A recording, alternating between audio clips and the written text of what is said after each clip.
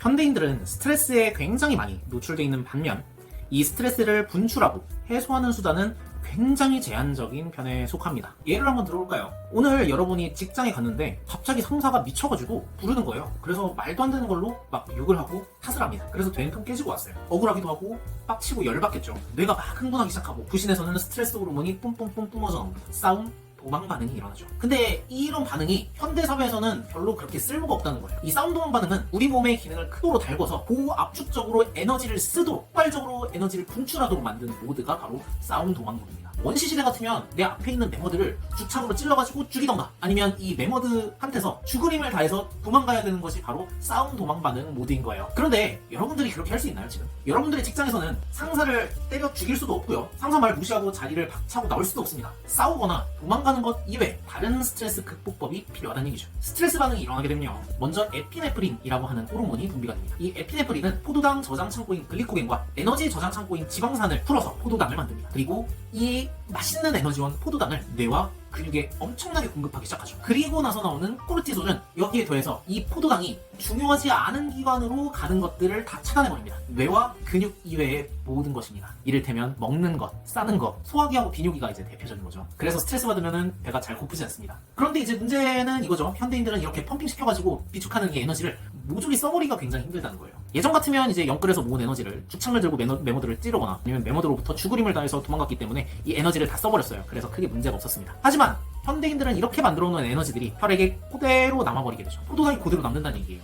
이 남아도는 혈당은 어떻게 되죠? 만만한 뱃살로 쌓입니다. 그래서 여러분들은 이 에너지를 규칙적인 운동으로 써버려야 됩니다.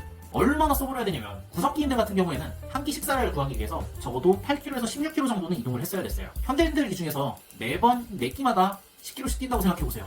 불가능하죠. 엄청난 운동량입니다. 그리고 또 넘어가서 만성 스트레스 반응의 더 중요한 요소는 쉬지 않고 나오는 스트레스 호르몬에 반응하느라고 신체가 쉬질 못한다는 거예요. 스트레스 반응은 우리 몸을 곤두서게 만들어서 오버클락을 시키는 건데, 쉬질 못하고 계속 몸을 갈아대니까 몸의 회복 기능이 남아나질 않는 거고, 이것이 오래되게 되면 해마의 뉴런을 죽이고 신경 재생을 억제하게 됩니다. 인지력이 떨어지는 거죠. 반대로 아미그달라, 편도체라고 하는 부분에서는 계속 코르티졸, 스트레스 호르몬을 계속 뿜어라 이렇게 신호를 보내게 됩니다. 해마의 발달이 조금 둔화가 되니까 저장해놓은 기억하고 앞에 벌어져 있는 상황을 서로 비교해서 차근차근히 판단하는 능력이 없어지게 됩니다. 이걸 속된 말로 배는 게 없어진다고 하죠. 그래서 긍정적인 사고 회로가 좀 활동이 둔화가 되고, 이것이 결국에 좀 더 사람이 불안해지거나 우울해지거나, 그래서 불안증, 우울증 이쪽으로 많이 빠지게 되죠. 이런 것들을 어느 정도 경감하는 것도 역시 운동의 역할인데요. 실제로 우울증까지 발전한 만성으로 스트레스를 받고 있던 사람들에게 사용하는 약물들만큼이나 운동이 증상 개선에 효과가 있었다는 연구가 있었습니다. 99년에 듀크 대학에서 진행된 실험의 경우에는 16주에 걸쳐서 일주일에 3번 30분 동안 달리기를 한 집단과 졸로푸트를 먹인 집단. 졸로푸트는 되게 신경정신과에서 되게 많이 쓰는 약입니다. 이 두 가지의 집단을 비교했을 때 거의 우울증 증세가 나아지는 정도가 유사했다라는 결과가 있었어요.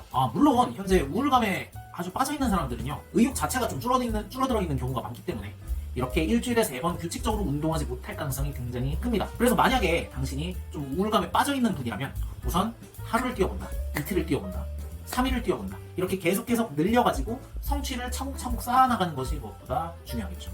운동으로 당장의 우울증이 없어지진 않겠지만 최소한 우울증으로 죽어있던 뇌가 어느 정도 활성화되는 데는 도움이 되기 때문이에요. 보통 해마에서 태어난 줄기세포가 무럭무럭 자라서 자기 역할을 하는 데까지 걸리는 시간을 3주 정도로 생각하는데요. 그렇다는 것은 적어도 3주 정도는 꾸준히 운동을 하고 나서 우울감이 어떻게 컨트롤 되었는가, 경감되었는가를 판단하는 것이 옳겠죠. 당신이 만약에 너무나 스트레스 받고 불안에 빠져있고 우울감에 좀 빠져있다면 우선 3주를 꾸준히 운동하는 것을 목표로 잡고 한번 실천해보면 어떨까라는 생각이 드네요. 오늘 영상이 유익했다면 구독, 재밌었다면 좋아요, 더 알고 싶은 게 있다면 댓글과 알림 설정까지.